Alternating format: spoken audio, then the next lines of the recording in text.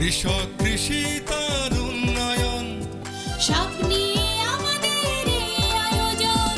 বাংলার কৃষি, বাংলার কৃষি, বাংলার কৃষি।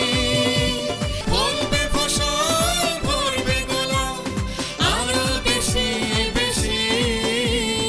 বাংলার কৃষি, বাংলার কৃষি, বাংলার কৃষি, বাংলার কৃষি, বাংলার কৃষি। সুপ্রিয় দর্শক, বাংলার কৃষি অনুষ্ঠান থেকে আপনাদের সবাইকে শুভেচ্ছা। কৃষি তথ্য, প্রযুক্তি, পরামর্শ এই সব নিয়ে আমাদের প্রতিদিনের কৃষি বিষয়ক অনুষ্ঠান বাংলার কৃষি।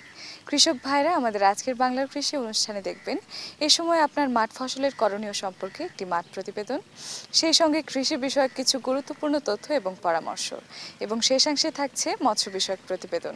শুরুতেই মাঠ প্রতিবেদন।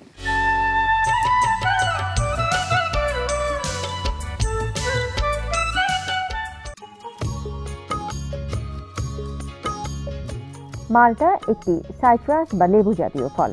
এই ফল ভিটামিন ডি ও vitamin C, calcium, potassium, phosphorus ও ক্যালোরি সমৃদ্ধ। ব্রেস্ট ক্যান্সার, রক্তচাপ, ডায়াবেটিস, আলসার ও কোষ্ঠকাঠিন্য নিয়ন্ত্রণে যথেষ্ট কার্যকর। বেশ সুস্বাদু বিধায় বাজারে এর চাহিদা বেশি। বর্তমানে দেশে মালটার চাষ হচ্ছে, সারা বছরই পাওয়া যায় মালটা। বাংলাদেশের আবহাওয়া মালটা চাষের জন্য উপযোগী। বাংলাদেশ কৃষি গবেষণা ইনস্টিটিউট এর কয়েকটি জাত মুক্ত করেছেন। বর্তমানে অনেকেই মালটা চাষ করে সফল হয়েছেন। নরসিংদী জেলার শিবপুর উপজেলার মাহবুব হোসেন এই ধরনের একজন সফল মালটা চাষী। 2014 সালের খামারবাড়ি কৃষিবিদ অফিসাররা আমার এক পরামর্শ দিয়েছিলেন যে আপনার এখানে এই জমিতে মালটার চাষ হবে, মালটার চাষ আপনি করেন। এদের পরামর্শেই আমি মালটা চাষ করছি। আর যখন চারাগুলো রোপণ করি তখন আমি ওই জৈব সারের পরিমাণটা অনেক বেশি দিয়েছিলাম, যেই কারণে 1.5 বছরের ভিতরেই আমার এত ছোট গাছে 50টা, 60টা, 40টা, 45টা করে ফলন আসছে। সিলেট কৃষি গবেষণা থেকে চারাগুলো আমি এনেছিলাম। এই চারা আনার পরে আমি যত্ন দিছি। ভালো যত্ন দেওয়ার পরে 1.5 বছরের জায়গায় এই ফলন আসছে। আমি আশা করি এই গাছে 56টা ফলন আছে। অন্যান্য কৃষক যারা আছে সবাই যাতে ওই বাড়ি মালটা 1 চাষ করে। এই চাষ করলে আমাদের দেশের প্রচুর পরিমাণে ভিটামিন সি চাহিদা পূরণ হবে। আমাদের এই বাংলাদেশের আবহাওয়ার সাথে উপযোগী এবং ব্যাপক হারে এই ফলটা ধরবে। অদূর ভবিষ্যতে আমি অনেক লাভবান হব।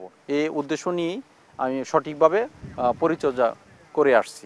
তিনি বাড়ি 4 জাতের মালটা চাষ করেন। তার নিজ নার্সারিতে এই ফলের চারা উৎপাদন করেন। বাতাবি লেবুর আদিরিওর ব্যবহার করে তিনি গ্রাফটিং পদ্ধতিতে উন্নত মানের চারা তৈরি করেছেন। উৎপাদিত চারা সারা দেশে বিক্রি করেন। এই চারা দিয়েই তিনি নিজের ক্ষেতে মালটা চাষ করছেন। তার গাছগুলোতে 40 থেকে 60টি করে মালটা ধরে থাকতে দেখা যায়। তার স্ত্রী হোসনে আরা মালটার চারা উৎপাদন এবং মালটার বাগান তৈরিতে সার্বক্ষণিক সহযোগিতা করে থাকেন। আমি একজন গৃহিণী। আমার স্বামী হাই স্কুলে শিক্ষকতা করেন, তার পাশাপাশি নার্সারিটা প্রতিষ্ঠা করেছেন। আমি তার সাথে সহযোগিতা করতেছি। আমাদের এখানে প্রায় 15-20 জন মহিলা পুরুষ কাজ করতেছে, তাদেরকে দেখাশোনা করি। অনেকে চারা কিনতে আসে, আমাকেই বেচাকিনি করতে হয়। আমি আমার সংসার, ছেলে মেয়ে সব কিছু ঠিক রেখেই আমি এগুলি দেখাশোনা করতে খুব উৎসাহ বোধ করি। তিনি এইসব গাছ থেকে ইতিমধ্যে মালটা পেতে শুরু করেছেন। গাছগুলো আরো বড় হলে অনেক বেশি মালটা সংগ্রহ করা সম্ভব হবে বলে তিনি আশা করেন। দেশের মালটায় যথেষ্ট চাহিদা রয়েছে। বেশি বেশি মালটা চাষ করা গেলে যেমন বেকারত্ব দূর হবে, তেমনি মানুষ পাবে সুস্বাদু মালটা। মাহবুব সাহেবের মতো দেশের আনাচে কানাচে এই ফলের গাছ লাগানো গেলে উপকৃত হবে দেশ। আমরা যে মালটা বাগানের কাছে দাঁড়ায় আছি, এই মালটার জাত হলো বাড়ি 1। এই মালটার চিনার উপায় হলো পিছনে পয়সার মতো একটা দাগ আছে, যা দেখে আমরা বাড়ি 1 চিনতে পারি। মালটা সাইট্রাস জাতীয় ফল, ভিটামিন সি সমৃদ্ধ। মালটা চাষ বৃদ্ধি করা যায়, এই জন্য আমরা কৃষকদেরকে বিভিন্ন ধরনের পরামর্শ দিয়ে থাকি এবং তাদেরকে উদ্বুদ্ধ করি যাতে তারা মালটার আবাদ বৃদ্ধি করে।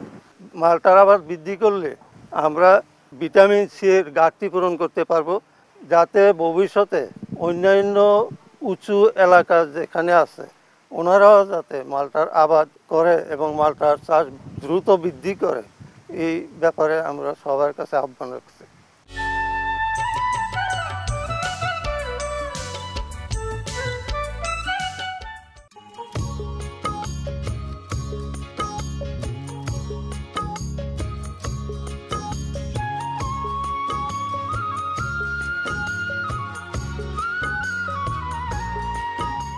এবছর বাংলাদেশের উত্তরাঞ্চল এবং উত্তরাঞ্চল সংলগ্ন ভারতবর্ষের বিভিন্ন এলাকায় প্রবল বৃষ্টিপাত হওয়ায় আমাদের কয়েকটি প্রধান প্রধান নদীর অববাহিকায় বন্যার উপদ্রব শুরু হয়েছে। বিশেষ করে ব্রহ্মপুত্র, যমুনা, ধরলা, বাঙালি, এমনকি পদ্মার অববাহিকায়ও আমরা বিভিন্ন জেলায় বন্যা হতে দেখছি। ইতোমধ্যেই 22টি জেলার প্রায় 82টি উপজেলা কোনো না কোনোভাবে বন্যায় আক্রান্ত হয়েছে। যেহেতু এই বন্যা স্বাভাবিক সময়ে বা আগাম হয়েছে, এই বন্যা আমাদের জন্য খুব বড় ধরনের কোনো ক্ষতিকারক কিছু বলে আমরা মনে করি না। এই বন্যার ক্ষয়ক্ষতি পুষিয়ে নেয়ার আমাদের অনেক উপায় রয়েছে। যে আমাদের বেশ কিছু খুব গুরুত্বপূর্ণ নাবি জাতের উচ্চ ফলনশীল ধান রয়েছে, যেমন বিআর 22, 23, বৃধান 46, লতিশাল, নাইজার শাল, এইসব জাতের ধানের বীজ আমাদের এখনই সংগ্রহ করতে হবে এবং তার জন্যে 2 ধাপে বীজতলা তৈরি করতে হবে। প্রথম ধাপে আগস্ট মাসের 1 তারিখ থেকে 10 তারিখ পর্যন্ত এবং দ্বিতীয় ধাপে 11 তারিখ থেকে 20 তারিখ পর্যন্ত। 2 ধাপে বীজতলা করার প্রয়োজনীয়তা হলো যে যদি আবার আমাদের আগস্ট মাসের শেষে বা সেপ্টেম্বরের দিকে প্রথম দিকে বন্যা আসে, তাহলে সেই পরিস্থিতিতেও আমরা যেন আমাদের যে ধানের যে আবাদ সেটাকে আমরা অক্ষুণ্ণ রাখতে পারি। আমাদের এইসব ধানের জাতগুলো অত্যন্ত সহিষ্ণু জাত। এই জাতগুলো দেরিতেও লাগানো যায়, এমনকি 50 দিন বয়সে লাগানোর পরেও ভালো ফলন পাওয়া যায়। এই বিষয়টি মাথায় রেখে আমাদের নাবি জাতের আমন ধানের বীজতলা তৈরি করার এখনই সময়। উঁচু জায়গায় আমরা এই বীজতলা তৈরি করতে পারি। আমরা বিভিন্ন প্রতিষ্ঠানের মাঠে এই বীজতলা তৈরি করতে পারি। সেই সাথে আমরা কোথাও কোনো উঁচু জায়গা না পেলে ভাসমান পদ্ধতিতে আমরা এই বীজতলা তৈরি করতে পারি।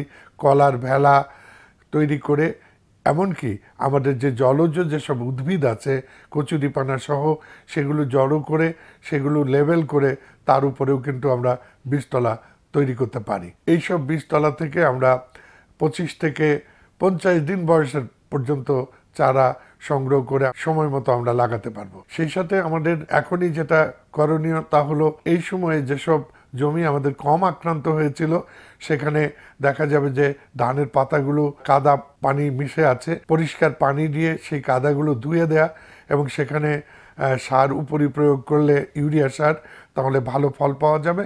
সেই সাথে আংশিক ক্ষতিগ্রস্ত এলাকায়, যে এলাকাতে ক্ষতি হয়নি, সেখান থেকে ধানের কুশি নিয়ে সেই সব গ্যাপ ফিলিং বা সেখানে লাগিয়ে দিলেও কিন্তু আমাদের জমিতে একই রকমভাবে ধানের যে আবাদ সেটি করা সম্ভব হবে। আমাদের পাট খুবই গুরুত্বপূর্ণ ফসল, অনেক জায়গায় পাট নিমজ্জিত হয়েছে। সেই ক্ষেত্রে পাট কেটে নেওয়ার পর তার ডগা আমরা খুব সুন্দর করে লাইন করে লাগিয়ে তার থেকে বীজ উৎপাদন করতে পারি। এই বীজ উৎপাদনের মাধ্যমেও কিন্তু আমরা পাটের যে ক্ষতি সেটি খানিকটা পুষিয়ে নিতে পারি। এর বাইরে যেটা আমাদের মনে রাখতে হবে যে শাকসবজি আমাদের খুবই দরকারি এবং উচ্চ মূল্যের ফসল। সবসময় আমাদের এমন অনেক গুরুত্বপূর্ণ সবজি রয়েছে যেগুলো আমরা ছিটিয়ে বুনতে পারি, যেমন গিমা কলমি, পুঁই শাক, ডাঁটা শাক, লাল শাক, এমনকি ঢেঁড়স। এগুলো কিন্তু আমরা বন্যার পানি নেমে যাওয়ার পরপরই এর চাষ করতে পারি। বাংলার কৃষি, বাংলার কৃষি, বাংলার কৃষি। দর্শক দেখছেন বাংলাদেশ টেলিভিশনের প্রতিদিনের কৃষি বিষয়ক অনুষ্ঠান বাংলার কৃষি। এ সময় আপনার মাঠ ফসলের করণীয় সম্পর্কে আপনাদের জানাতেই আমাদের বাংলার কৃষি। সঙ্গেই থাকুন এবারে মৎস্য বিষয়ক প্রতিবেদন।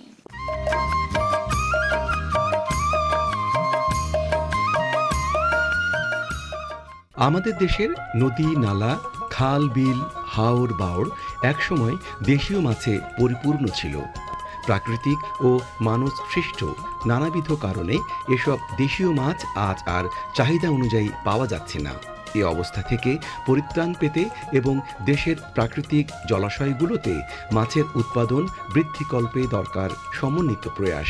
জনসচেতনতা সৃষ্টিসহ মাছের প্রাকৃতিক আবাসস্থলের উন্নয়ন এবং দেশীয় মৎস্য সম্পদ সংরক্ষণ ও উৎপাদনের জন্য বৈজ্ঞানিক ভিত্তিক সামাজিক ব্যবস্থাপনা। দেশীয় ছোট মাছ, বিশেষ করে মলা, পুঁটি, ঢেলা এসব পুষ্টিগুণে সমৃদ্ধ বিধায় রাতকানা, রক্তশূন্যতা সহ অপুষ্টিজনিত রোগ প্রতিরোধে গুরুত্বপূর্ণ ভূমিকা পালন করে থাকে।